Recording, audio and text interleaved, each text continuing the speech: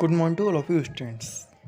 आज हम आप लोगों के सामने एक और चैप्टर लेकर के आए हैं जिसका नाम है लॉज ऑफ मोशन।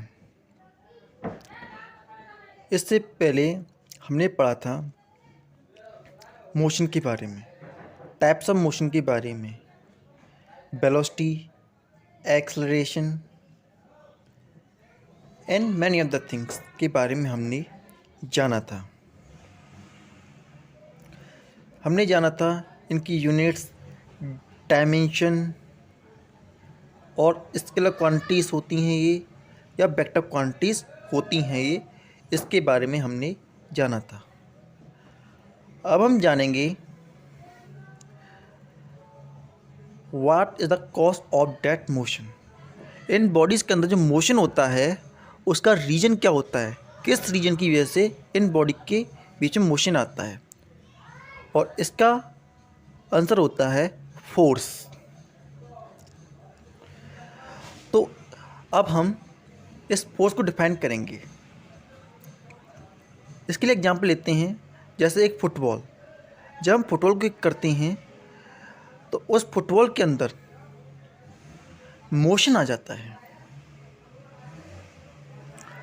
और हम चाहें तो उसको स्टॉप भी कर सकते हैं। तो क्या रीजन है एक बॉल के अंदर मोशन आने का? And that reason is the force that we apply, and that force is external force.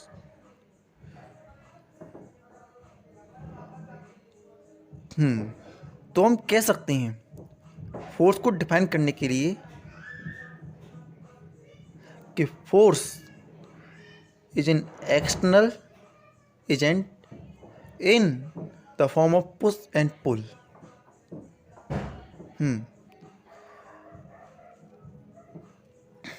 Force is an external agent.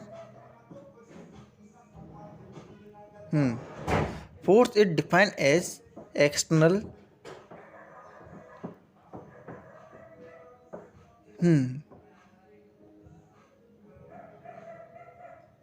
agent in form of push or pull।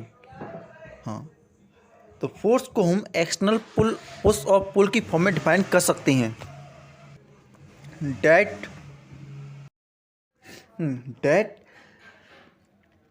take motion और try to take motion, जो कि body के अंदर motion ला सकती है या फिर motion लाने की कोशिश कर सकती है।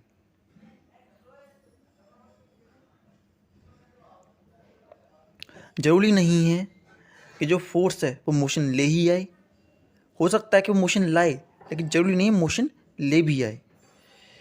जैसे कि स्टोन, जो कि स्मॉल स्टोन लेते हैं, पहले स्मॉल स्टोन को हम चाहें तो किक करके थ्रो कर सकते हैं, वहीं बड़ा स्टोन जो है मोशन नहीं आएगा लेकिन हमने कोशिश की। In a similar manner it stop और ट्राई टू स्टॉप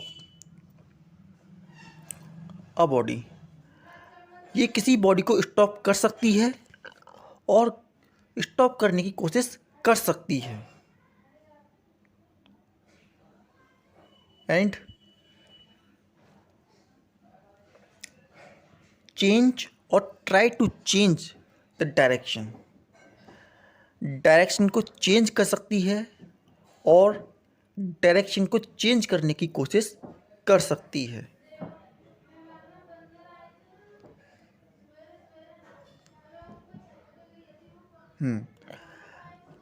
तो इनके हम वन बाई वन करके एग्जांपल लेते हैं। हमने पहले का एग्जांपल आपको दिया था कि एक स्टोन, जो स्टोन होता है उसके अंदर मोशन को हम क्रिएट कर सकते हैं, लेकिन वहीं अगर बड़ा स्टोन हो तो उसके अंदर मोशन क्रिएट कर पाना पॉसिबल नहीं होता हमारे लिए। सिमिलरली हम चाहें तो एक बाइसिकल को, जो साइकिल होती है, उसे हम स्टॉप कर सकते हैं फोर्स लगा करके। वहीं हमारे लिए ये इम्पॉसिबल है कि हम स्टॉप करें एक ट्रक को या एक कार को, क्योंकि उनका मोशन बहुत ज़्यादा होता है, उन बॉडीज़ के अंदर मोशन बहुत होता है। इसी तरीके से हम डायरेक्शन चेंज कर सकते हैं और डायरेक्शन चेंज करने का ट्राई कर सकते हैं। जरूरी नहीं कि हम डायरेक्शन चेंज कर ही दें by applying the force on a body. हम बॉडी पर फोर्स लगा के जरूरी नहीं कि उसकी डायरेक्शन को भी चेंज कर दें। इसका एग्जाम्पल है बाइसिकल। जब हम बाइसिकल को चलाते हैं तो हम फोर्स लगा के उसे डायरेक्शन को बदल देते हैं। जब टर्न आता है तो हम फोर्स लगाते हैं और उसे रोटेट कर देते हैं, डायरेक्शन को चेंज कर देते हैं। लेकिन वहीं अगर हम एक एग्जाम्पल लें कि हमने एक स्टोन को रस्सी से बांध रखा है और हमने उसे सर्कुलर पाथ में घुमा रहे हैं उसे, तो ऐसी कंडीशन में उसके ऊपर एक सेंट्रीपिटल फोर्स वर्क कर रही है जो कि उसे रेजिस्ट करती है सर्कुलर पाथ में रोटेट करने से। जैसे कि हम देख सकते हैं जो हमारा स्टोन है वो सर्कुलर पाथ में रोटेट कर रहा है, उसे एक फोर्स एक्सपीरियंस करने को मिल रही है from centre, that is centripetal force. और वो कोशिश कर रहा है कि वो स्ट्रेट पाथ में रोटेट करे। It tends to rotate in straight path. अगर सेंट्रीपिटल फोर्स लगना बंद हो जाए तो वो स्ट्रेट पाथ में ही रोटेट करेगा। That object will rotate in the straight path. What ये जो सेंटर से उसे फोर्स लग रही है सेंट्रीपिटल फोर्स, उसे वो कंपेल करती है to rotate in circular path. तो यह एक एग्जाम्पल है कि ऑब्जेक्ट अपनी डायरेक्शन को अपनी मर्जी से चेंज नहीं कर पा रहा, अपनी डायरेक्शन चेंज कर रहा है because of the centripetal force acting on it. जो सेंट्रीपिटल फोर्स उस पर एक्ट कर रही है उसकी वजह से वो अपनी डायरेक्शन चेंज कर रहा है। तो ये हमने एग्जाम्पल बताया आपको। तो फोर्स को हम एक बार और समझते हैं।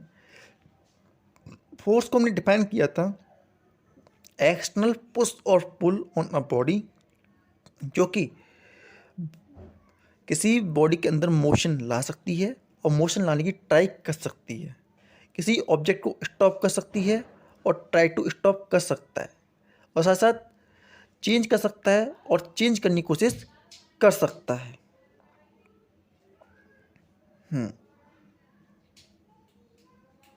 हाँ, दूसरी बात अभी तक हमने पढ़ा जितनी फोर्स होती हैं वो कांटेक्ट में आने पर एक्ट कर रही थी, लेकिन ये जरूरी नहीं है कि जब दो बॉडी कांटेक्ट में होंगी तभी फोर्स अप्लाई किया जा सकता है। Even in the absence of contact के एब्सेंस में भी फोर्स लगाया जा सकता है, सच एज ग्रेविटेशनल फोर्स। जब एक बॉल नीचे की तरफ गिरती है due to gravitational force toward the surface, तो ऐसी कंडीशन में उन दोनों के बीच में कोई कांटेक्ट नहीं होता है। वो नीचे की तरफ आ रही है लेकिन उसके ऊपर कोई कांटेक्ट नहीं है। इसी तरीके से जब दो मैग्नेट, एक मैग्नेट का नॉर्थ पोल और एक मैग्नेट का साउथ पोल, तो नॉर्थ और साउथ पोल को हम पास में लेकर के आते हैं तो उन दोनों के बीच में हमें अट्रैक्शन देखने को मिलता है। There is an attraction occur in between them. इन दोनों बॉडीज़ के बीच में हमें अट्रैक्शन देखने को मिलती है और इन दोनों के बीच में कोई कांटेक्ट भी नहीं होता है। There is no contact going to present in between these two bodies. इन बॉडीज के बीच में कोई भी एक्सटर्नल फोर्स है लेकिन कोई कांटेक्ट नहीं है। There is no contact in between these two bodies. इस तरीके से हम कह सकते हैं जो फोर्स होती है वो लगाई जा सकती है without contact also. Contact and without contact दोनों ही कंडीशन में फोर्स लगाई जा सकती है।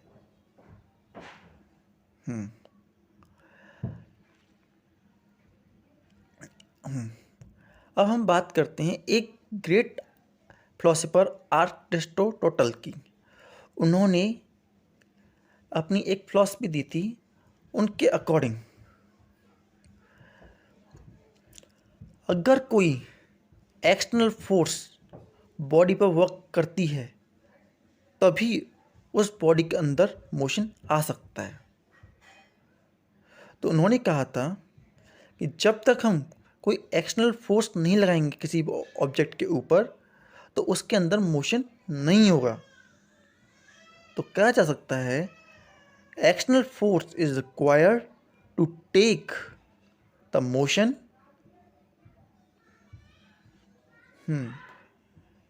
External force is required to take the motion within a body. एक बॉडी के अंदर मोशन लाने के लिए एक एक्सटर्नल फोर्स की रिक्वायरमेंट होती है। In the absence of external force की एब्सेंस में अगर एक्सटर्नल फोर्स नहीं होगा तो ऐसी कंडीशन में बॉडी कम टू रेस्ट हो जाएगी। Mean to say no external force. तो ऐसी कंडीशन में body come to rest, body जो है रेस्ट में आ जाएगी एक टाइम के बाद। क्योंकि कई सारी forces like as frictional force, viscous force उस पर एक्ट करेंगी और उसे स्टॉप कर देंगी। ये सारी फोर्सेस जो हैं उस पर एक्ट करेंगी और इन फोर्स के एक्ट करने की वजह से उस बॉडी का मोशन स्टॉप हो जाएगा। Frictional force and viscous force these are the opposing force. ये अपोजिंग फोर्स होती हैं जो कि किसी भी ऑब्जेक्ट की मोशन को अपोज करती हैं या उसे मोशन करने से स्टॉप करती हैं। एंड स्लोली ऑब्जेक्ट स्टॉप हो जाता है। लेकिन अगर ये फ्रिक्शनल फोर्स और विस्कस फोर्स ना हो तो ऐसी कंडीशन में जो ऑब्जेक्ट है वो continue to remain in uniform motion और in a state of rest.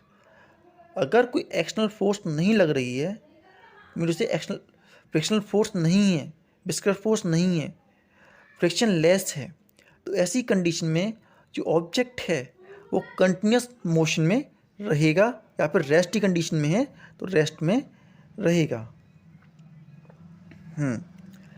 अब हम देखते हैं गैलीलियो एक्सपेरिमेंट्स। गैलीलियो ने इस पॉइंट पर हमें कई सारी बातें बताई about the motion of an body. Body के मोशन के बारे में उन्होंने हमें कई सारी इंपॉर्टेंट इन्फॉर्मेशन दी। अब हम उन्हें वन बाय वन करके समझते हैं। हम कुछ इंक्लाइन प्लेन्स लेते हैं। Incline number 1, incline plane number 2 and plane number 3। तो इंक्लाइन नंबर प्लेन से 1 से हमने बॉल को ड्रॉप किया डाउन डायरेक्शन में। हमने डाउनवर्ड डायरेक्शन में इंक्लाइन प्लेन से बॉल को ड्रॉप किया। तो ऐसी कंडीशन में हम देखते हैं कि बॉडी के अंदर एक्सेलरेशन पैदा हुआ। Acceleration produce with body. Galileo ने दिखाया कि बॉडी के अंदर एक्सेलरेशन पैदा होता है जब उसे इंक्लाइन प्लेन से डाउनवर्ड डायरेक्शन में मूव किया जाता है। इसी तरीके से उन्होंने दिखाया कि जब हमने इंक्लाइन प्लेन से अब बड़े ऊपर की तरफ हमने थ्रो किया तो ऐसी कंडीशन में उसमें रिटार्डेशन पैदा हुआ या बॉडी रिटार्ड हुई, उसकी एक्सेलरेशन में कमी आई।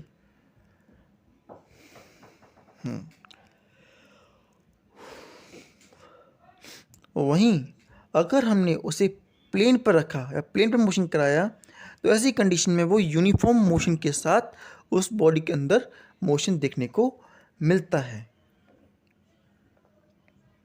यूनिफॉर्म मोशन देखने को मिलता है।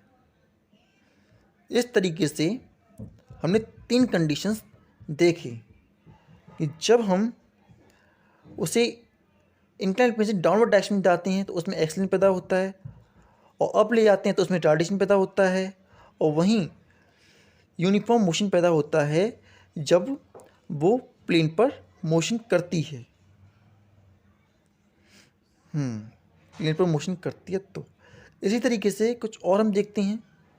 हमने इस बार लिया ऐसा प्लेन, यहाँ पर दोनों ही सेम हाइट हैं और सेम हाइट पर हैं, इन दोनों की हाइट में कोई डिफरेंस नहीं है।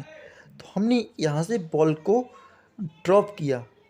जब हमने बॉल को ड्रॉप किया तो दोनों प्लेन का सेम हाइट होने की वजह से दोनों ही जगह हमने क्या देखा कि जितनी हाइट से हमने ड्रॉप किया था बॉल को, height to which we drop the ball, it attain the same height at the another side of the plane.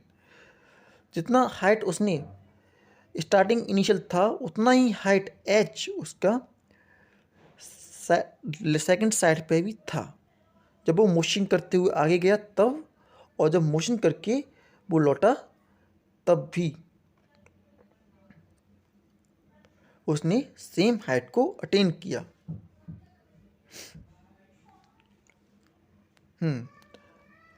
उसकी हाइट में कोई चेंज नहीं आया। नाउ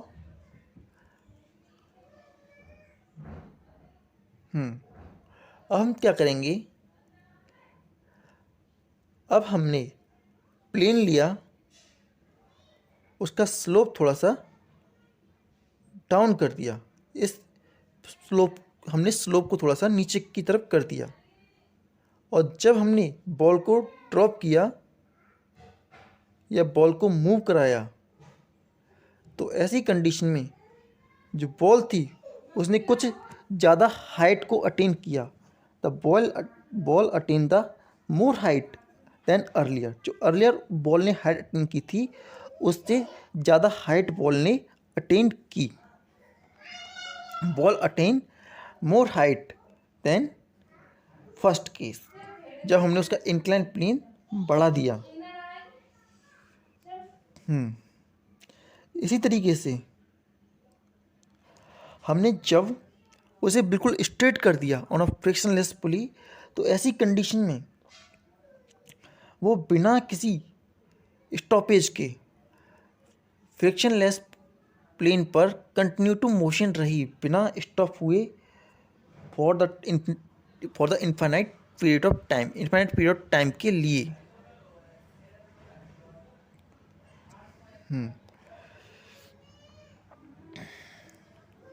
तो हमने पहली कंडीशन में देखा जब गैलीलियो ने दिखाया कि जब हमने उसे डाउनवर्ड डायरेक्शन में बॉल को इंक्लाइन प्लेन में डाउनवर्ड डायरेक्शन में थ्रो छोड़ा तो उसमें एक्सेलरेशन पैदा होता है। सेकंड कंडीशन, जब हम उसे अपवर्ड करते हैं तो उसमें रिटार्डेशन आता है। वहीं थर्ड कंडीशन में उसमें यूनिफॉर्म मोशन बना रहता है। फोर्थ में जब बॉल नीचे जाती है, बॉल जो है नीचे की तरफ जाती है तो ऐसी कंडीशन में वो अटेन करती है सेम हाइट। बॉल जो है सेम हाइट को अटेन करती है और लौट के आती है। वहीं नेक्स्ट कंडीशन में जो हाइट तो इनिशियल छोट से लीव की गई थी उस हाइट से थोड़ी ज़्यादा हाइट अटेन करती है जब हम प्लेन को ड्रॉप कर देते हैं, और वहीं जब हम प्लेन को बिल्कुल स्ट्रेट कर देते हैं तो ऐसी कंडीशन में इन्फिनिटी तक जाती है विदाउट एनी स्टॉपेज, बिना स्टॉप हुए इन्फिनिटी तक वो मूव करती है। तो इस तरीके से उन्होंने अपने एक्सपेरिमेंट्स के द्वारा दिखाया।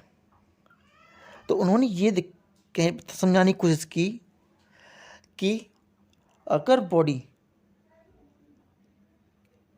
रेस्ट की स्टेट में है और बॉडी मोशन की स्टेट में है तो दोनों ही स्टेट सेम है। स्टेट ऑफ रेस्ट और state of motion both are equivalent. तो कह सकते हैं state of rest and state of motion both are equivalent. State of rest और स्टेट ऑफ यूनिफॉर्म मोशन दोनों ही इक्विवेलेंट होती है।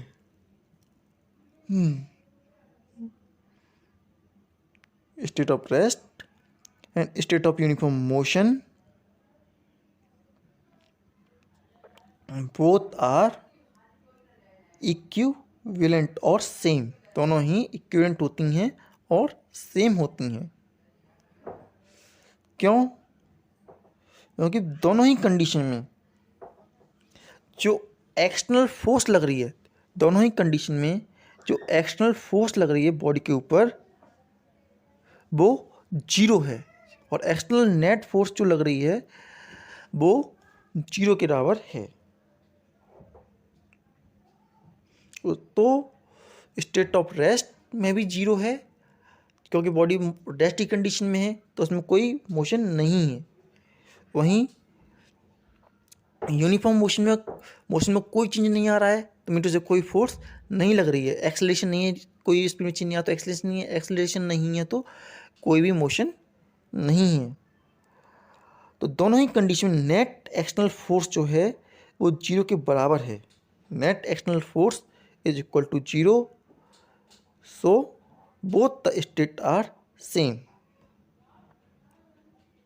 तो इस बात को देखते हुए उन्होंने अपना लॉ दिया, और उस लॉ में उन्होंने बोला if the external force acting on a body is equal to zero, mean to say जो एक्सटर्नल फोर्स बॉडी के ऊपर वर्क कर रही है अगर वो जीरो के बराबर हो, if the external force acting on a body is equal to zero, then body at rest remain at rest and body in uniform motion remain in uniform motion। Mean to say अगर किसी object के ऊपर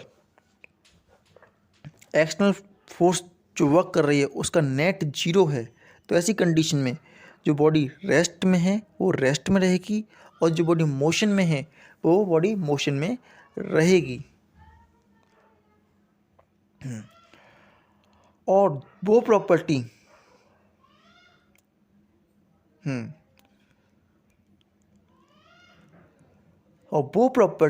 जो object को इसके लिए compel करती है, मीन टू से एक प्रॉपर्टी किसी भी ऑब्जेक्ट की या बॉडी की जो कि उसे कंपेल करती है to resist any change in it state of motion, rest और डायरेक्शन, उस प्रॉपर्टी को हम कहते हैं इनर्शिया। तो इनर्शिया को डिफाइन किया जा सकता है, inertia is an inherent property. Inertia जो होती है एक इनहेरेंट प्रॉपर्टी होती है किसी भी ऑब्जेक्ट की जो कि रेस्ट करती है any change in state of rest, motion and direction. तो हम कह सकते हैं inherent property of a body, inherent property of a body that resist any change in the state of rest और मोशन और डायरेक्शन, वो इनहेरेंट प्रॉपर्टी किसी भी ऑब्जेक्ट की जो कि चेंज करती है, रेजिस्ट करती है in a change in the state of rest, motion और डायरेक्शन। किसी भी ऑब्जेक्ट के रेस्ट, मोशन और डायरेक्शन में जो चेंज आ रहे हैं उसे अपोज करती है, उस प्रॉपर्टी को हम बोलते हैं inertia. That property of a body is called inertia.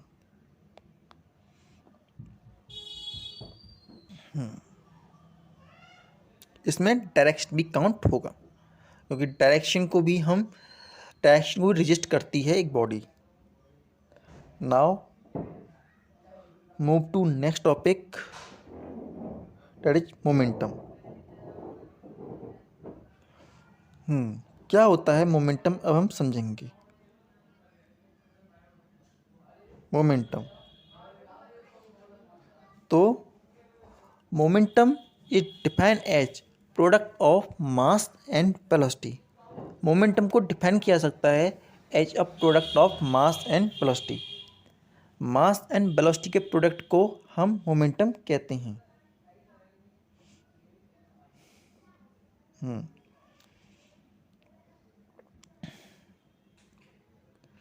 It is defined as the product of mass and velocity. Momentum is denoted by P. Momentum को हम P से डिनोट करते हैं, मोमेंटम को P से डिनोट करते हैं, and P is equals to mb। P जो है mb के इक्वल होता है, जहाँ पर m जो है मास ऑफ द बॉडी है और v is the velocity, p जो है हमारा मोमेंटम है। तो p is equal to M B हमारा फॉर्मूला बनता है। जो मोमेंटम होता है वो एक वेक्टर क्वांटिटी होता है। Momentum is an vector quantity. जो उसकी एसआई यूनिट होती है वो kg मीटर पर सेकेंड होती है, और डायमेंशन जो होते हैं मोमेंटम के वो होते हैं M L T minus one. Dimension of momentum M L T minus one के बराबर होते हैं।